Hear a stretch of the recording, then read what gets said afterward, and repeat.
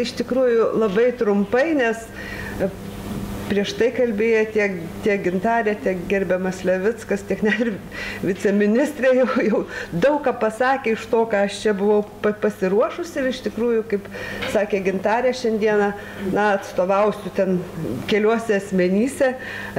Viena, tai pirmiausia konsorciumą, kurio valdybos pirmininkė Irena Krivienė negalėjo dalyvauti, nes yra išvykusi ir labai trumpai kalbėjusi apie jį, kaip apie vieną iš tokių, bent jau mes norėtume, kad tai būtų vienas iš lyderių, užtikrinančių atvirą prieigą prie mokslo produkcijos. Taip pat labai trumpai kalbėsiu apie ELABą, kas yra ir kokios perspektyvos. Vėlgi jau truputėlį susišauksiu tuo, kas buvo girdėta.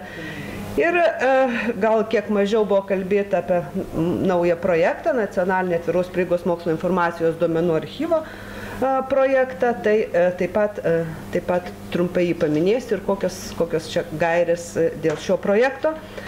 Tai pirmiausia apie tai tokį gražų konsorciumą, kuris iš tikrųjų vadinasi Lietuvos akademinių bibliotekų informacinės infrastruktūros mokslo studijoms palaikymo ir plėtros konsorciumas, įkurtas nelabai seniai, kaip tęsinys tų veiklų, kurios iki tol buvo daromos, niekas nesako, kad tai buvo kažkokioje tuščioje vietoje ir šiuo metu, pamačiau klaidą atėjus čia, kažkodėl tai 44 narių, parašiau nariai, atsiprašau, tai iš tikrųjų tai ne tik akademinės institucijos, bet susijungia ir kitos institucijos, kolegijų bibliotekos, kurios vykdo įvairias bendras veiklas, bet iš tikrųjų vienas iš tokių svarbiausių uždavinių tai tiesiog užtikrinti bendradarbiavimą tarp Lietuvos institucijų, įvairaus lygmens institucijų, palaikant ir plėtojant informacinės infrastruktūras.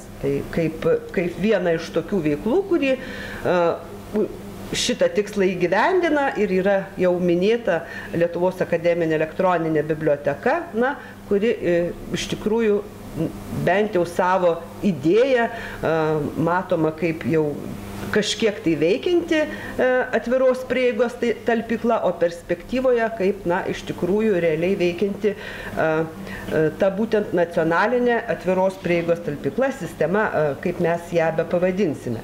Tai iš tikrųjų, kas mokslininkams apie šitą labą matyti jau yra girdėta ir kuo jie naudojasi ir ką jie žino, publikacijų duomenų bazė, bibliografinė jinai yra kaip šios bibliotekos infrastruktūros viena iš dalių, taip pat jau minėta elektroninių tezių ir disertacijų duomenų bazė, kuri iš tikrųjų irgi kaip galima ją įvardinti kaip tam tikrą nacionalinės atviros prieigos talpyklos dalį, kadangi joje esantis produktai turi ir visą tekstą, turi taip pat ir dauguma iš jų prieigą prie to viso teksto visiems. Ir elektroninių objektų talpykla, kuri talpina tam tikrą dalį straipsnių, monografijų ir visų kitų jau mokslo produkcijos dalykų.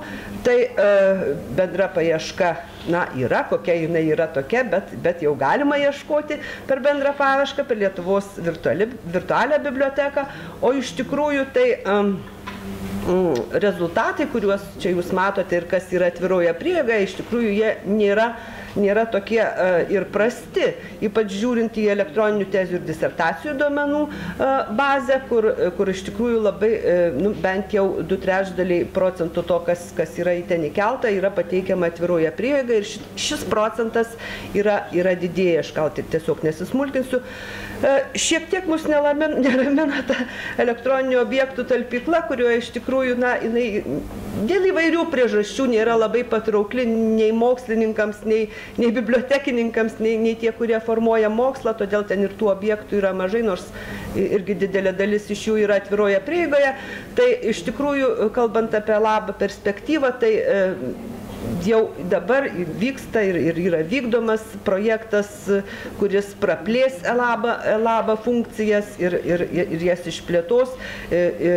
siekiant tą Elabą padaryti tokią vieningą sistemą, kuri būtų patraukli ir veiktų kaip ir tam tikra prasme kaip nacionalinė talpykla.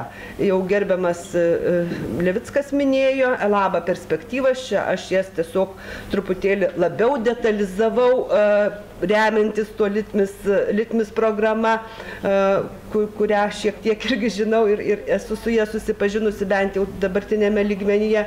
Iš tikrųjų, Elaba numatoma kaip viena iš tokių priemonių, kuri galės užtikrinti tą atvirą prieigą ne tik tai prie mokslo produkcijos, bet kaip vėlgi jau gerbiamas ministerijos atstovas minėjo, ir prie duomenų, integruojant šitą Elabą ir projektą Midas, apie kurį aš kalbėsiu truputėlį vėliau.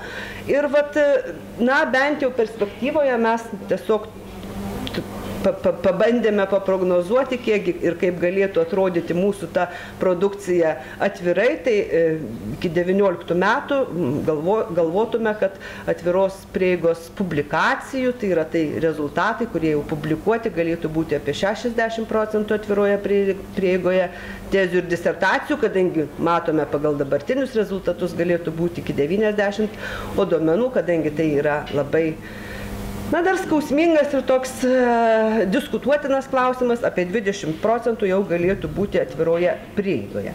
Dabar trumpai apie tą Midą, kurį čia jau irgi truputėlį minėjo, bet galbūt aš šiek tiek plačiau pristatysiu.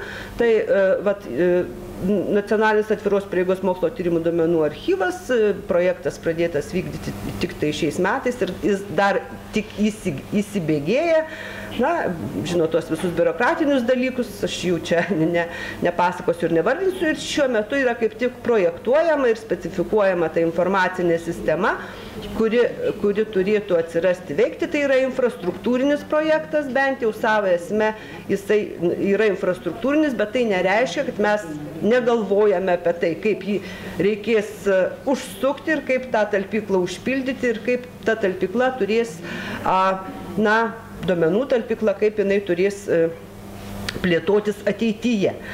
Tai šio projekto tikslas ir yra sukurti tokį mokslo tyrimų duomenų skaitmeninį archyvą skirtą visiems mokslams ir pagal galimybės tuos duomenis skleisti laisvai ir kad jie būtų laisvai prieinami. Žodžiu, tai projektas kelia savo visą eilę uždavinių, kad tai bus ne tik tai mokslo tyrimų duomenų archyvas, tačiau tie duomenys bus susisteminti, bus galima jais naudotis, bus išvengta duomenų dubliavimo, ką jau čia ir viceministrė kalbėjo, kad tai labai svarbu ir europinių lygmenių, kad žinotų, kokie projektai yra vykdomi, kokie duomenys jau yra, išgeneruoti ir kad nereikėtų iš naujo mokslininkams, sakykime, tų duomenų atradinėti dar kartą. Taip pat bus užtikrintas išsaugojimas, daugkartinis panaudojimas ir visa kita. Ir taip pat kaip pilotinė aplikacija yra kuriama analizės priemonės, bent kelios, kurios bus skirtos duomenims analizuoti. Tai kaip tik dabar rengiame techninę specifikaciją šitam produktui kurti. Gal aš čia apie projekto naudą nekalbėsiu, aš pati matau, kad tas projektas tikrai turėtų naudos turėti daug. Ateityje, kaip jau minėta, šias sistemas, tai yra Elaba ir Mida, yra prognozuojama sujungti į vieną didelę sistemą, juo labiau, kad ir Europos komisijos, Europos Sąjungos plotmėje įvairios rekomendacijos, dokumentai ir ypatingai šitas Liepos mėnesio jau minėtas dokumentas rekomendacijos Europos šalims narėms būtent į tai ir mus kreipia, kad mokslo publikacijos turėtų būti siejamos su mokslo tyrimų duomenimis. Nors ir ne diskusija, bet trumpai replikuosiu į gerbiamos Marijos pasisakymą. Iš tikrųjų labai gerbiu ir žinau, kad Marija yra iš tikrųjų labai didelė ekspertė, bet jeigu kalbant apie duomenis, tai noriu pasakyti, kad iš tikrųjų niekas nereikalaus mokslininkų, kad jie pateiktų duomenis tyrimo eigoje atvirai. Tai man atrodo, niekas to negali ir neprivalo, niekaip nereikalautų nei nacionalinių, nei europinių, nei kokių lygmenių.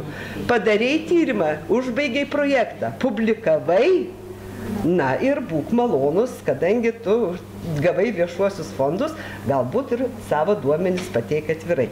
Tai va, į viziją tokia. O tiesiog, jeigu bus kažkokių klausimų, manau, kad galėsiu, jeigu galėsiu, tai į juos atsakysiu. Ačiū. Manau, kad klausimų tikrai bus, bet